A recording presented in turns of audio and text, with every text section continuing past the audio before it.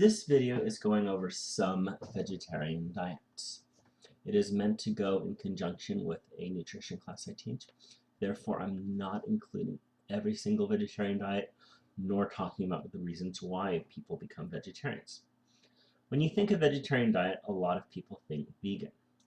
The vegan is on one of the most restrictive vegetarian diets. The only thing more restrictive is actually the fruitarian. Now, a vegan doesn't eat animal products for any kind, and they do this for a number of reasons. We're not going to focus on those. What we're going to focus on what they can and they can't eat. They cannot eat eggs, milk, butter, gelatin, lard, or any form of meat, fish, chicken, insect. And it's one of the most restrictive. So you need to carefully plan it. You need to look at the protein sources. Are you getting all 20 amino acids in your diet? Now, if you have soy or you have beans, you're probably getting most of them. Soy is a complete protein source. Beans are an incomplete protein source, but they can be supplemented with grains. So you get your protein mostly from those two. Calcium you get from soy milk or fortified orange juice. Fortified means you put in something that's not normally found there. So a lot of orange juice is fortified with calcium. And they get it from spinach. Now the thing with spinach is raw spinach has 0 calcium in it. That's because the calcium is all locked up in the fiber. When you cook the spinach, the calcium gets released and you actually absorb it. Same thing for iron. Spinach is a great form of iron, but it's all locked up, so you actually have to cook it. And so here are some examples of some vegan diets, some potatoes and peppers, some pasta and peppers with tofu. So this is giving you an idea of a vegan diet. Now, good things about it. No saturated fats because you're not eating animal products. No cholesterol. You're limiting fatty intake and protein intake. Remember, excess protein is turned to fat. And generally, no sodium. The bad, you're missing B12. B12 is from animal sources. The next one we are in 2, we'll talk about the Lactovegetarian. They at least get B12 from yogurt. So B12 needs to be supplemented. They have trouble getting calcium and zinc and some iron. And what I heard, and this is shocking, is some vegans replace protein with carbohydrates. Pasta, I heard French fries, and I guess the oil is technically not an animal product they're frying with. And they eat too much of the carbohydrates, and that's actually a shock for me to hear. So again, vegan diets need careful planning to make sure you're getting enough protein and you're getting all the micronutrients. Macrobiotic diet, you're eating large unprocessed food. Large meaning something that's going to take you a while to chew and eat. So looking up, mostly they're eating cereal crops. 65%, almost 2/3 of your food is from a cereal crop.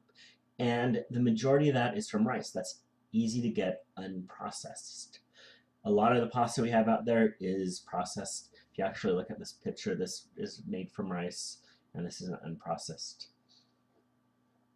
pasta right here, but you're getting it from cereal crops. The problem with cereals is that a lot of that is actually processed. So that's another reason they stick to rice. Fresh seasonal vegetables, not canned, not frozen, fresh. It's crunchy, it takes time to digest. Beans and miso are the protein source. Fish are allowed, and this is giving you your B12, but still no dairy, no eggs, no meat. The lacto-vegetarian is a step to the side. You're not allowed to eat fish, but you're allowed to eat dairy, and that includes yogurt. So no meat products still. So you'd eat soy, but you can have yogurt, and that has B12 in it. You can have milk, that has calcium and vitamin D. And again, lots of veggies and a lot of pasta. Great.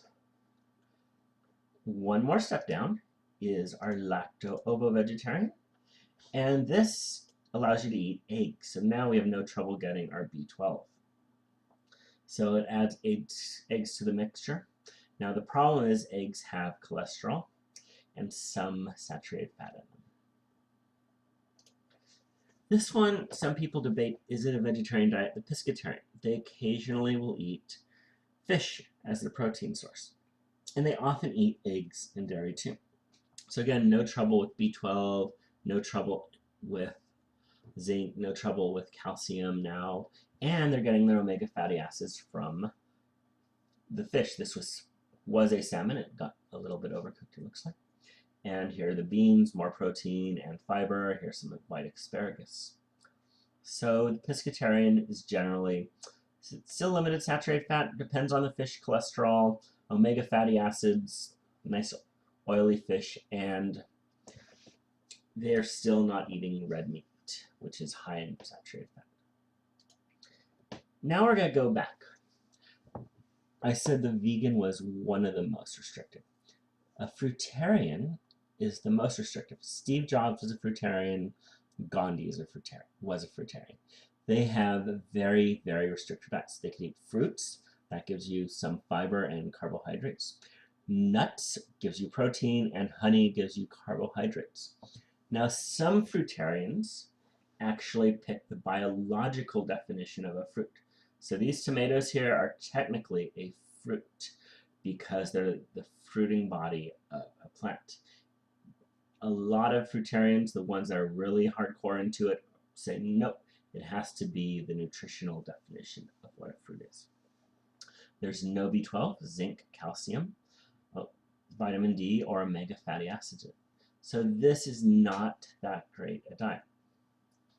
It's very restrictive, lots of nutrient deficiencies. So I'm going to close with this. Are these people vegetarians? The semi-vegetarian. They will sometimes eat vegetables, sometimes eat meat with their vegetables.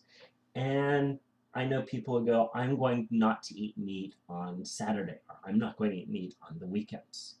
There are other ones that don't eat meat most days, but they're like, oh, I feel like a fish, or oh, I feel like a chicken. Typically, they'll supplement with chicken or fish, hardly ever red meat or pork. But they're still trying to live a vegetarian diet. Are they a vegetarian or are they not? Another one, the Paleolithic diet. It's similar to the macrobiotic diet. You're not eating processed food and you're not eating dairy, and the only eggs you get are supposed to be free-range eggs. The difference is you're not eating any of the cereal crops. The idea for the Paleolithic diet is it's what hunter-gatherers could get. So you're allowed nuts, you're allowed fruit, berries, tubers, that would be like a carrot or a potato, fish or shellfish, so that would be pescatarian, and the occasional free-range egg.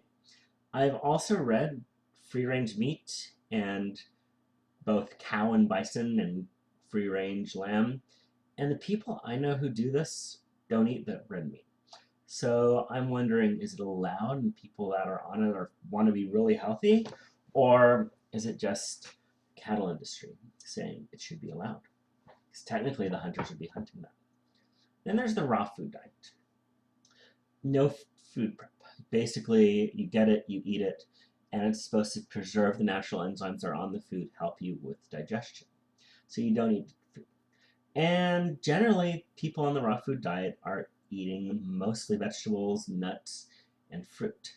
Sashimi is okay, carpaccio is okay, but generally people on the raw food diet are, again, doing it for health and stay away from the meat. So I'm adding these through because it is a question. Can it be a vegetarian diet? Are they not vegetarian diets? Can it be both? And thank you very much.